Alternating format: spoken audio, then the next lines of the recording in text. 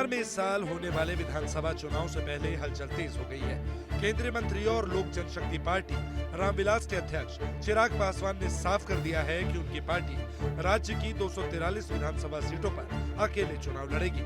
उन्होंने छपरा के राजेंद्र स्टेडियम से नव संकल्प महाभारत में यह ऐलान किया, जिससे एनडीए के अंदर भी उथल पुथल मचने के आसार है। सुन लीजिए चिराग पासवान का बयान। ये षड्यंत्र रचा जाता है कि किसी भी तरीके से चिराग पासवान को बिहार न आने दिया जाए, और ये भ्रम की स्थिति ये लोग बनाते हैं। और बार बार ये सवाल पूछा जाता है कि क्या चिराग पासवान विधानसभा का चुनाव लड़ेगा। तो जब ये लोग ये सवाल पूछते हैं कि क्या चिराग पासवान विधानसभा का चुनाव लड़ेगा, तो आज सारण की इस पावन धरती से आप सबके सामने मैं ये कह के जाता हूं कि हां, मैं चुनाव लड़ूंगा। चिराग पासवान के इस बयान से बीजेपी जेडीयू की रणनीति पर बड़ा असर पड़ सकता है। बता दें कि राजधानी पटना में व्यवसायी गोपाल खेमका की हत्या पर भी चिराग पासवान ने सवाल खड़े किए।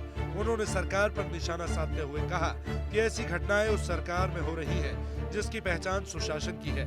अगर इतनी बड़ी घटना शहरी इलाके में खुलेआम होती है, अगर इतने पौष इलाके में होती है, तो ये गंभीर मामला है। जिस तरीके से बिहार में अपराध बढ़ा है, लॉ एंड ऑर्डर जिस तरीके से ध्वस्त हुआ है, और मैं सिर्फ एक व्यापारी की हत्या को लेकर ही नहीं बोल रहा हूँ, ये तो चिंता का विषय ही है, क्योंकि एक ऐसी जगह पर ये घटना घटी है खुलेआम, जो पटना का एक पौष इलाका है। मेरे लिए चिंता का विषय है कि मैं जिस सरकार का समर्थन कर रहा हूँ, और मैं दुखी हूँ इस बात से कि जो सरकार सुशासन के लिए जानी जाती थी, वो सरकार में अगर इस तरीके से आपराधिक घटनाएं बढ़ेंगी तो विपक्ष को तो बोलने का मौका मिलेगा ही।